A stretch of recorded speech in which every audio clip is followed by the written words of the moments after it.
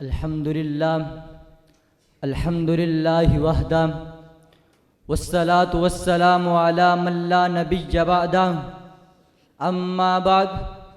فأعوذ بالله من الشيطان الرجيم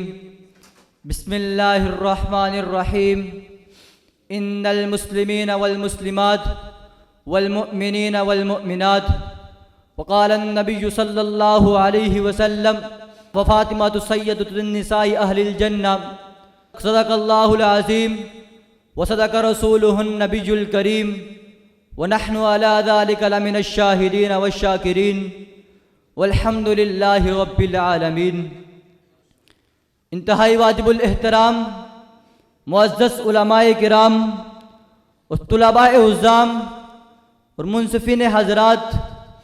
آج کے اس تقریری مقابلے کا عنوان آمنہ کے لال محبوب رب ذوالجلال عبداللہ کے لخت جگر مکہ کے در یتیم مکین گنبد خضرا سرتاج الانبیاء امام الانبیاء خاتم الانبیاء سرکار دو عالم فخر موجودات حسن کائنات جمال کائنات مقصود کائنات مخدوم کائنات احمد مجتبیٰ محمد مصطفیٰ صلی اللہ علیہ وآلہ وسلم کی لخت جگر حضرت فاطمہ الزہرا رضی اللہ تعالی عنہ کی شان کے عنوان سے معنون ہے۔ سامعین محترم، حضرت فاطمہ الزہرا رضی اللہ تعالی عنہ آپ صلی اللہ علیہ وآلہ وسلم کی سب سے چھوٹی بیٹی تھی، لیکن مقام اور مرتبے کے لحاظ سے سب سے اعلیٰ اور بلند تھی۔ کیا وجہ تھی؟ کیونکہ اللہ کے رسول صلی اللہ علیہ وآلہ وسلم نے ارشاد فرمایا کہ فاطمہ سارے جہاں کی عورتوں کی سردار ہے۔ ایک حدیث میں ارشاد فرمایا کہ فاطمہ میرے جگر کا ٹکڑا ہے۔ یہی وہ آپ صلی اللہ علیہ وآلہ وسلم کی پیاری بیٹی ہے جس کے بارے میں اللہ کے رسول صلی اللہ علیہ وآلہ وسلم نے ارشاد فرمایا کہ فاطمہ خاتون جنت ہے۔ ایک روایت میں اللہ کے رسول صلی اللہ علیہ وآلہ وسلم نے ارشاد فرمایا کہ کل قیامت والے دن ایک آواز لگانے والا آواز لگائے گا کہ لوگوں اپنے سر کو جھکا لو، اپنی نظروں کو نیچا کر لو، کیونکہ فاطمہ الزہرا رضی اللہ تعالی عنہ گزرنے والی ہے۔ چنانچہ حضرت فاطمہ الزہرا رضی اللہ تعالی عنہ پل صراط سے بجلی کی طرح گزر جائیں گی۔ بس اسی پر بس نہیں، بلکہ آپ اس سے قبل بھی دیکھیے کہ جب حضرت فاطمہ الزہرا رضی اللہ تعالی عنہ کے انتقال کا وقت قریب آیا تو آپ رضی اللہ تعالی عنہ نے اپنے انتقال سے قبل یہ وصیت فرمائی کہ میرا جب انتقال ہو جائے تو میرے جنازے کو رات کی تاریکی میں لے کر جانا تاکہ کسی غیر محرم کی نظر میرے جنازے پر نہ پڑے۔ یہی وجہ تھی کہ اللہ رب العزت نے کل قیامت والے دن آپ رضی اللہ تعالی عنہ کے گزرنے پر تمام لوگوں کو سر جھکانے کا حکم دیں گے۔ سامعین محترم، حضرت فاطمہ الزہرا رضی اللہ تعالی عنہ کے یہ ظاہری شان و شوکت تھی۔ آئے میں آپ کو حضرت فاطمہ الزہرا رضی اللہ تعالی عنہ کی باطنی شان و شوکت کے بارے میں بتاتا چلوں کہ آپ رضی اللہ تعالی عنہ کا اللہ رب العزت کے ساتھ کتنا گہرا تعلق تھا۔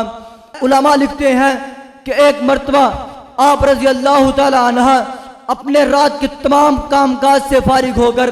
اپنی تمام مصروفیات سے فارغ ہو کر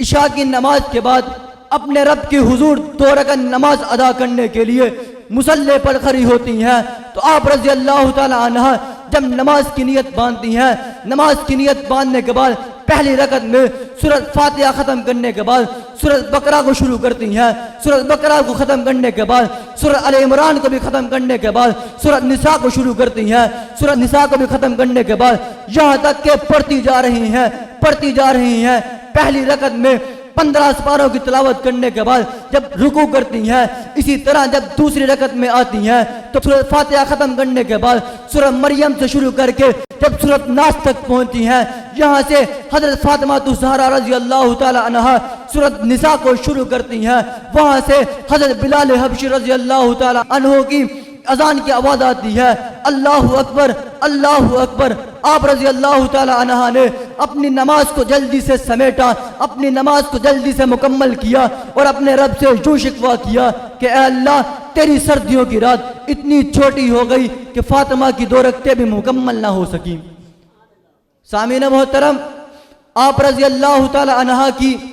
تمام سیرت کو شاعر نے ایک شعر میں یوں بیان کیا ہے کہ حیا کے ماتھے کا تاج زہرا، وفا پرستی کی لاج زہرا، مقام کون حسین یہ ہے، کرے گی جنت میں راج زہرا، کسی کی بیٹی کو نہ ملا ہے، ملا ہے تجھ کو جو راج زہرا، زمانے بھر میں جو بٹ رہا ہے، زمانے بھر میں جو بٹ رہا ہے، تیرے گھر کا اناج زہرا، جو تیرے شوہر سے بغض رکھے، جو تیرے شوہر سے بغض رکھے، مریض ہے لا علاج زہرا، شبیر و شبر کی امی زہرا، نبی دے گھر وچ ہے جمی زہرا، مقام تیرے نو کون سمجھے، فرشتے ہن تیرے کم زہرا، رب نو سجدہ کرن دی خاطر، رب نو سجدہ کرن دی خاطر رات منگ دی ہے لمبی زہرا، وما علینا الا البلاغ المبین۔